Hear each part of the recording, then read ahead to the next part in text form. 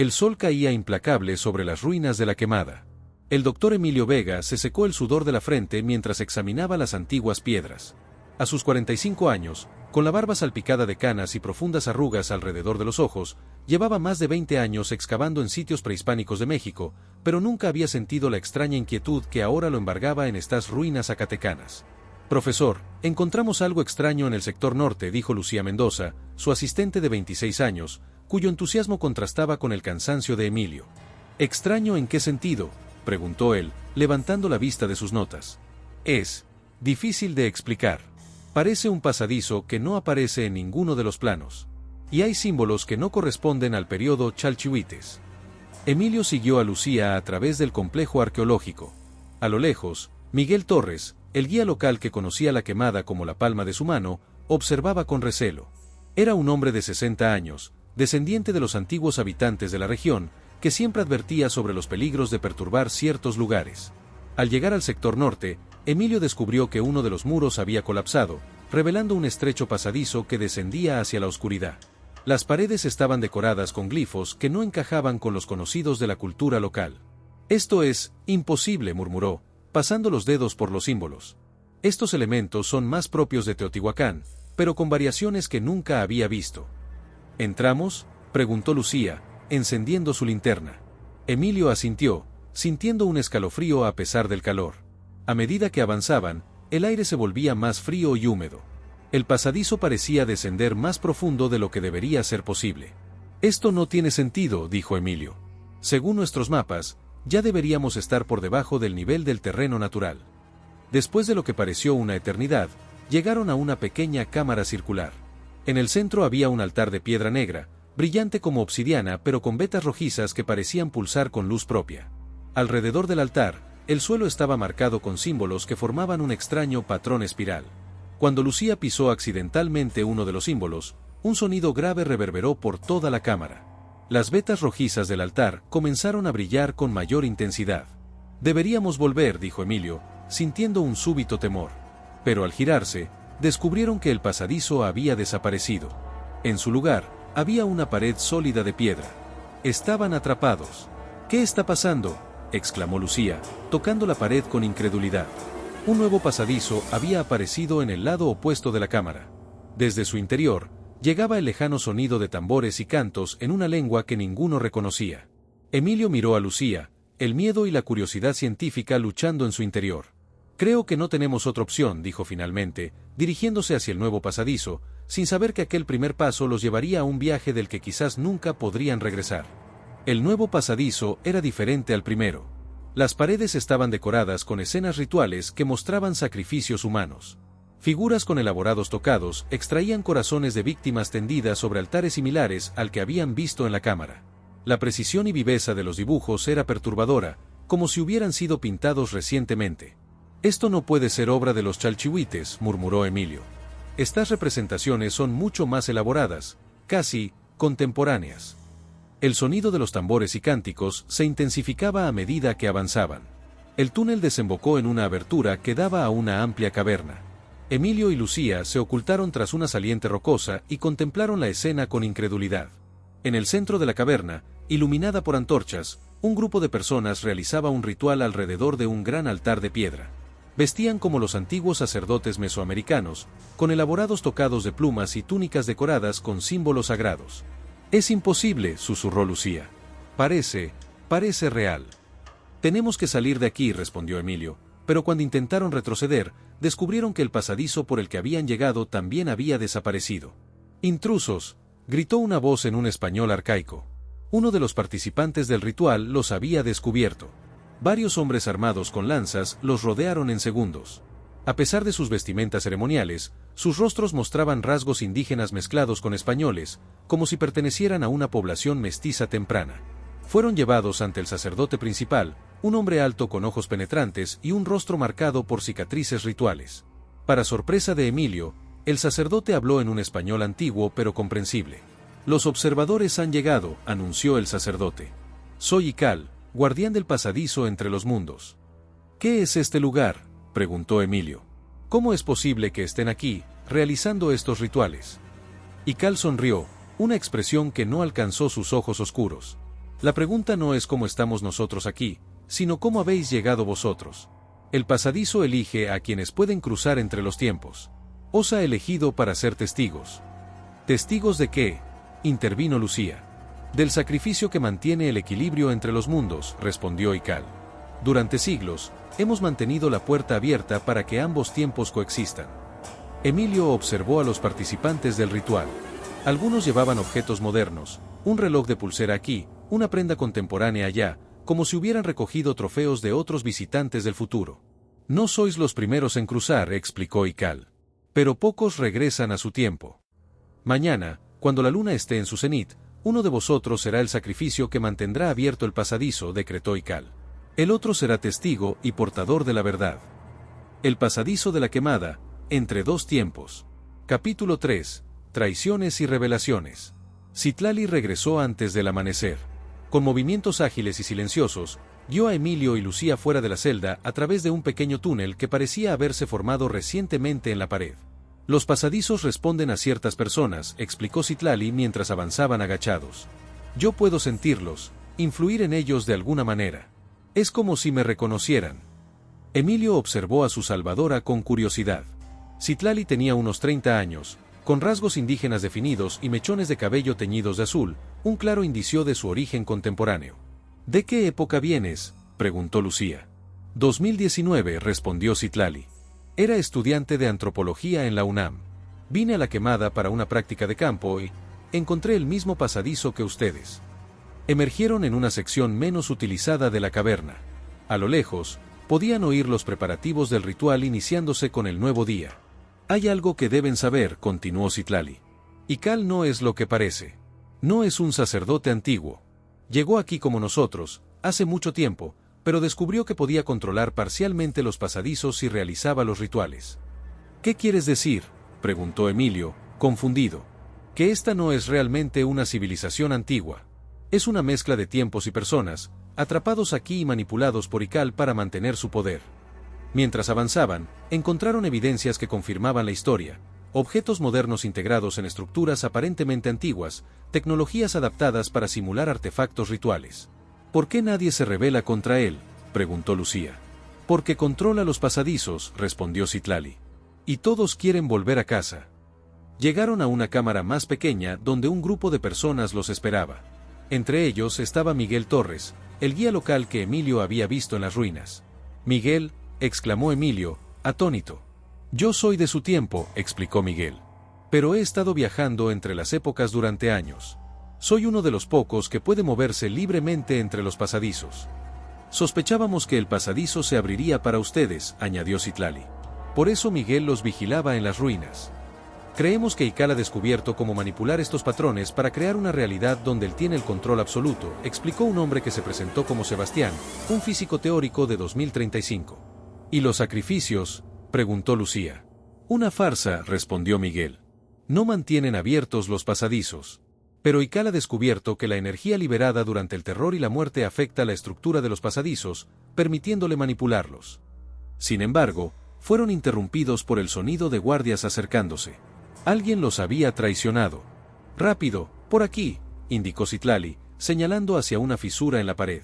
En el caos que siguió, Emilio vio con horror cómo Lucía era capturada mientras él y Citlali lograban escapar. Miguel y varios otros también fueron apresados. La fisura los condujo a un pasadizo que no habían visto antes. Emilio notó que las paredes cambiaban sutilmente, como si el túnel se estuviera reconfigurando a su paso. «Tenemos que volver por Lucía», exclamó Emilio. «No podemos», respondió Citlali. «Si nos capturan, no habrá nadie para detener el ritual». El pasadizo los condujo a través de un laberinto cambiante de túneles que parecían responder a sus pensamientos.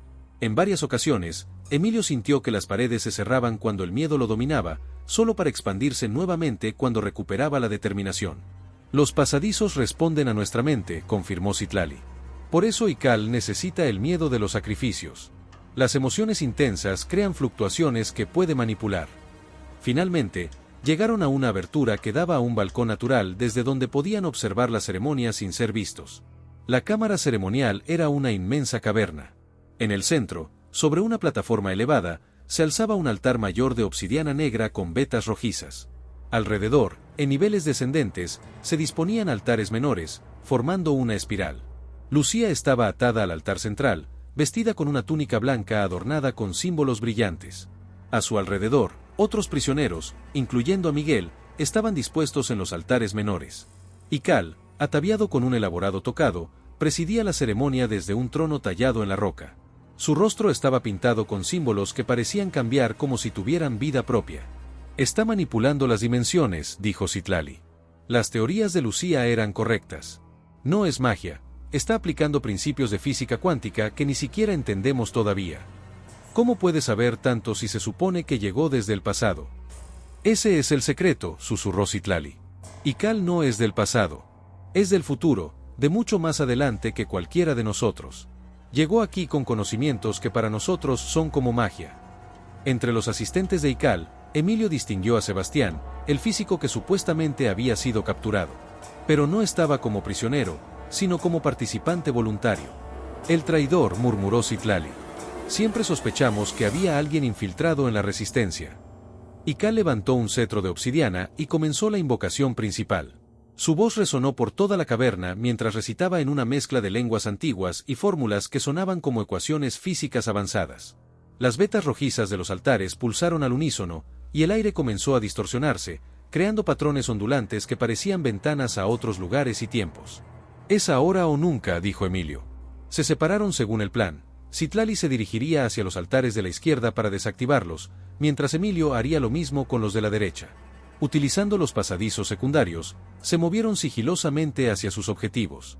Emilio alcanzó el primer altar menor y presionó específicos puntos en las vetas rojizas.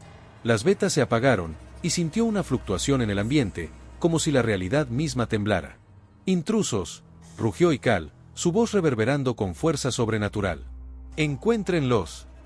Mientras guardias armados comenzaban a registrar la caverna, Emilio comprendió que se acercaba el momento decisivo que determinaría no solo su destino, sino el de todas las realidades conectadas por los misteriosos pasadizos de la quemada.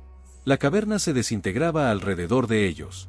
Fragmentos de realidades diferentes se entremezclaban en el aire, guerreros mesoamericanos aparecían y desaparecían, edificios modernos se materializaban parcialmente en las paredes, y el cielo alternaba entre día y noche como un parpadeo frenético. «Necesitamos llegar al altar central», gritó Lucía, sujetándose a Emilio mientras el suelo bajo sus pies se transformaba constantemente. Sebastián se acercó a ellos con su dispositivo tecnológico. «Puedo ayudarlos. Este calibrador puede estabilizar temporalmente el altar central». «¿Por qué confiaríamos en ti?», preguntó Emilio. «Eras su aliado». «Porque entiendo lo que está en juego mejor que nadie», respondió Sebastián. «Ikal me engañó, haciéndome creer que sus sacrificios eran necesarios para la estabilidad dimensional». Juntos, se abrieron paso hacia el altar central, donde Ikal continuaba su ritual desesperado, el cetro de obsidiana emitiendo un resplandor casi cegador. «Deténganse», rugió Ikal. Con un movimiento del cetro, una onda de energía iridiscente los arrojó al suelo. Miguel cayó por uno de los abismos que se habían abierto, pero en el último momento logró aferrarse a un saliente. Citlali corrió a ayudarlo mientras los demás continuaban hacia el altar. «No entienden lo que están haciendo», dijo Ikal, su voz distorsionada. «He mantenido este nexo dimensional funcionando durante décadas». «No necesitamos controlar los pasadizos», respondió Lucía. «Necesitamos restablecer su equilibrio natural». Ikal lanzó un último ataque desesperado. El cetro de obsidiana iluminó toda la caverna mientras descargaba su energía contra ellos. Emilio se interpuso entre el ataque y Lucía, recibiendo el impacto completo. El dolor fue indescriptible. Emilio sintió como si cada átomo de su cuerpo estuviera siendo desintegrado y reconfigurado. Sus percepciones se expandieron, permitiéndole ver las dimensiones paralelas superpuestas. «Lucía», gritó, su voz extrañamente resonante. «No es invertir el flujo. Es neutralizarlo». «¿Qué te está pasando?», preguntó ella, viendo cómo el cuerpo de Emilio fluctuaba, parcialmente transparente en algunos momentos. «Puedo verlas», respondió él, su mirada perdida en realidades invisibles. «Todas las dimensiones, todas conectadas». Con un esfuerzo sobrehumano, Emilio se acercó al altar, colocando sus manos sobre las vetas rojizas. Al contacto, estas cambiaron de color, adquiriendo un tono azul violáceo que se extendió por toda la estructura. «Los pasadizos no necesitan ser mantenidos abiertos ni cerrados», dijo, cada palabra un esfuerzo. «Necesitan fluir naturalmente, sin interferencia». Y Cal lanzó un grito de rabia. Levantó el cetro para un último ataque, pero Sebastián se abalanzó sobre él. En la lucha, el cetro se partió en dos, liberando una explosión que envolvió a ambos hombres, haciéndolos desaparecer. «Emilio, detente», gritó Lucía. «Te estás desintegrando». «No», respondió él con calma. «Me estoy integrando.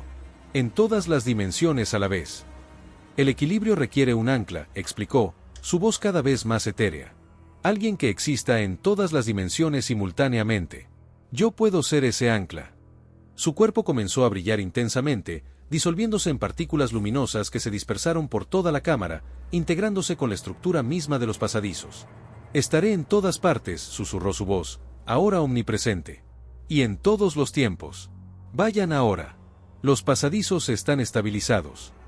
En el centro del altar, donde antes estaba Emilio, apareció un nuevo pasadizo, brillante y estable, que parecía conducir exactamente a donde cada uno necesitaba ir.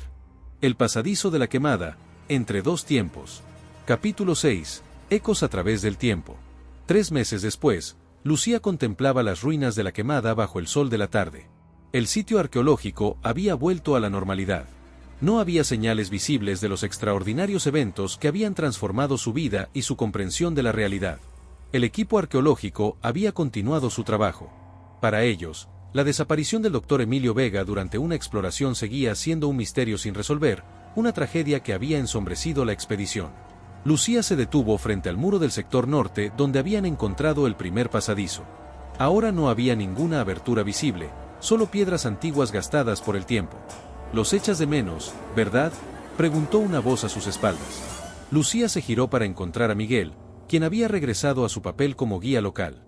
Tras su regreso, habían decidido mantener en secreto su experiencia. ¿Quién les creería? «A todos», respondió ella. «A Emilio, a Citlali, incluso a Sebastián, a pesar de todo». Miguel asintió. Citlali había desaparecido al cruzar el pasadizo final. Mientras Lucía y Miguel habían regresado a su tiempo, no tenían forma de saber si Citlali había logrado regresar a 2019. «He estado pensando mucho en lo que dijo Emilio al final», comentó Miguel. «Sobre estar en todas partes y en todos los tiempos». «Yo también», dijo Lucía. «A veces, cuando estoy aquí sola, casi puedo sentir su presencia, como si estuviera observándonos a través de un velo dimensional». Desde su regreso, ambos habían experimentado momentos de percepción alterada, breves vislumbres de otras versiones de la quemada superpuestas, sensaciones de déjà vu intensificadas. «He recibido una carta», dijo finalmente Lucía. «De la Universidad Nacional Autónoma de México. Una estudiante llamada Citlali Hernández presentó una tesis sobre dimensiones paralelas en 2018. Está solicitando mi colaboración para continuar su investigación». «¿Crees que es?» «La misma Citlali, pero de esta línea temporal», asintió Lucía. «He estado trabajando en una teoría unificada sobre los pasadizos dimensionales. Con los conocimientos de Citlali, quizás podríamos encontrar una forma de comunicarnos con Emilio».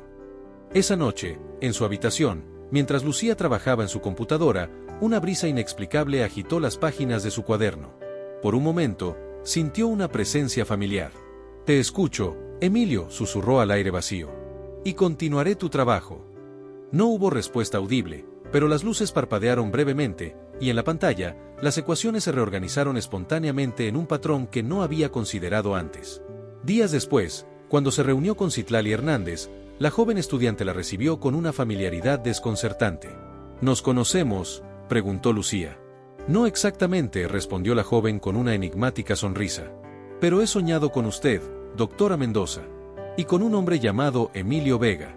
Y con pasadizos que conectan mundos diferentes». En ese momento, Lucía supo que su viaje a través de los misterios de la quemada apenas comenzaba.